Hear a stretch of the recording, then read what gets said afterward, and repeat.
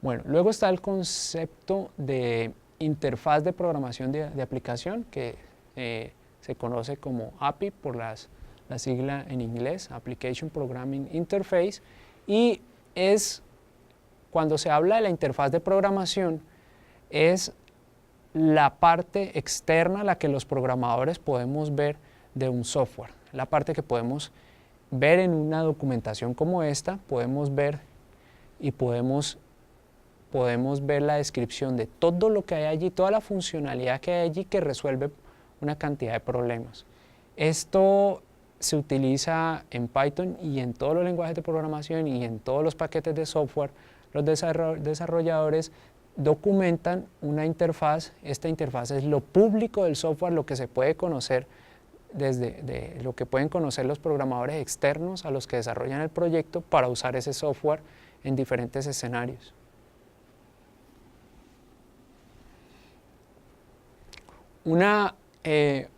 En Python hay varios módulos o bibliotecas, a veces también se les dice librerías, que resuelven una cantidad de problemas. Entonces, hay numbers, hay math, hay CMath, hay decimal, fractions, random, statistics, todos estos módulos tienen una cantidad de funciones y constantes que nos ayudan a resolver problemas de tipo matemático. El módulo math tiene varios, por ejemplo, log, que calcula un logaritmo, ¿sí? Entonces, este cuadrito es un extracto de la documentación que ofrece Python sobre la función log dentro del módulo math, y así está la forma que tiene de expresar cómo se usa. Entonces dice aquí qué se hace con los argumentos que hay aquí. Cuando tiene estos corchetes o llaves cuadradas, lo que él quiere decir es que ese argumento es opcional, podríamos no usarlo. En este caso, este argumento es para dar la base del logaritmo que vamos a obtener, ¿sí? Y vamos a ver algunos ejemplos de uso, ¿sí? Más adelante.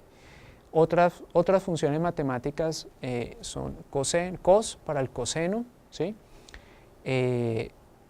Y esta requiere que el valor el argumento que se le pase esté expresado en radianes, que es una medida de ángulos diferente a los grados, que son digamos, es la medida que más usamos, pero en ingeniería matemática, digamos, en muchos casos es más conveniente usar radianes.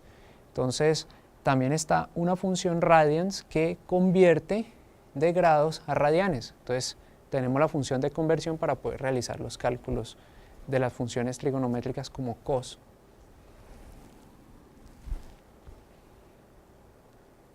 Este es un ejemplo.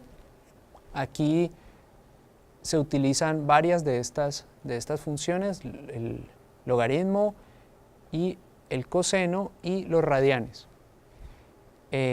Para poder utilizarlos hay que utilizar una sentencia muy importante que es import. Allí es donde nosotros decimos, cójame esta librería o módulo y utilícela dentro de mi programa, porque yo quiero llamar funciones, constantes y elementos que haya dentro de esa librería.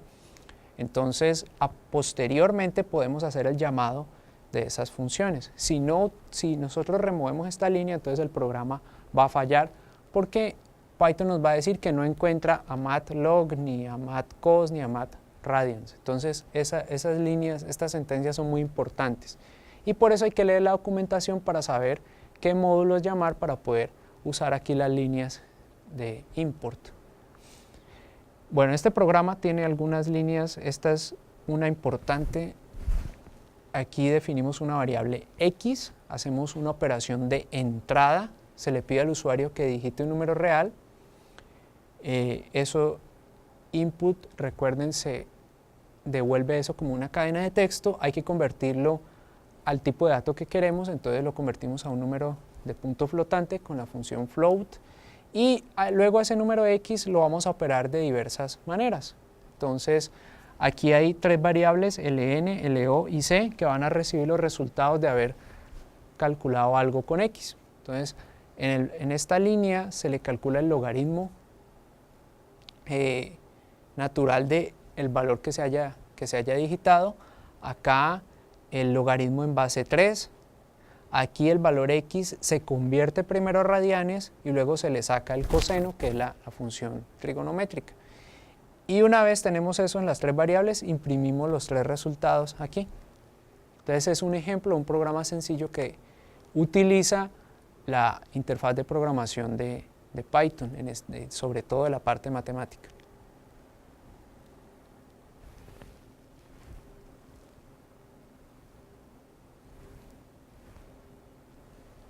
Bueno, nosotros habíamos introducido una metodología para resolver problemas algorítmicos. Entonces, habíamos visto estos pasos: analizar el problema, diseñar el algoritmo y escribirlo en pseudocódigo o en un diagrama de flujo, realizar pruebas de escritorio del algoritmo para afinar y corregir errores.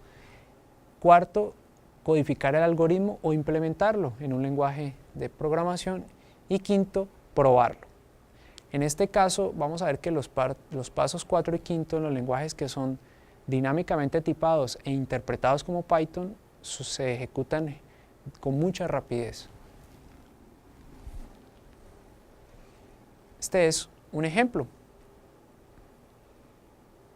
Este programa, la idea era calcular el área de un triángulo teniendo como entradas la base y la altura.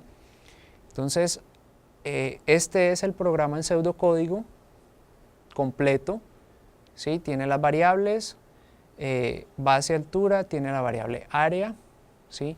Se leen los valores que el usuario digita para la base y la altura, y luego se calcula el área, que el área de un triángulo es base por altura sobre 2, y por último se imprime ese resultado, ¿sí? Aquí hay unas pruebas, un par de pruebas de escritorio de ese programa que funcionan bien. Entonces tenemos base por altura, 2 por 4, 8, dividido 2, da 4.0, 3 por 1, da 3, dividido 2, da 1.5. Esas pruebas de escritorio nos van convenciendo de que el programa está bien, ¿sí? Ahora miremos cómo implementarlo en Python. Este es nuestro pseudocódigo y cómo escribir con todos los elementos que vimos de entrada, salida, de variables, de operadores, cómo escribir ese programa en Python. Entonces, primero las variables se crean aquí, ¿sí? Hacemos la operación de entrada, convertimos a entero, porque recuerden que input arroja es una cadena de texto. Entonces, en los dos casos, con estos dos llamados ya se tienen los valores en las variables base y altura. Eso suponiendo que el usuario haya digitado cadenas de texto que se puedan convertir a números enteros. Ahora hacemos el cálculo principal, que es idéntico al pseudocódigo. Multiplicamos la base por altura, dividimos sobre 2, esa parte es idéntica. Y por último utilizamos la función print, que ya habíamos visto, que recibe varios argumentos. En este caso son 2, una cadena de texto para informar al que está ejecutando el programa, y el valor actual de área, que debería ser lo que el usuario, digamos el área del triángulo que el usuario haya digitado allí. Y para terminar, los invitamos a ver este video. Este video los lleva, es un tutorial sencillo para instalar el lenguaje Python en su computador y empezar a realizar pequeños programas como los que hemos introducido aquí. Este tutorial fue desarrollado en Windows, pero la instalación es muy similar en macOS X. De hecho, en macOS X ya viene Python instalado. Lo que pasa es que llamarlo no es tan directo. En muchas distribuciones de Linux ya también Python viene preinstalado, en muchas se utiliza para varios propósitos, entonces ya es un componente esencial del sistema, entonces probablemente ya está instalado.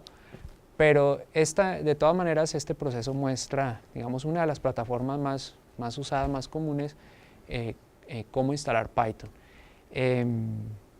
Eso es todo.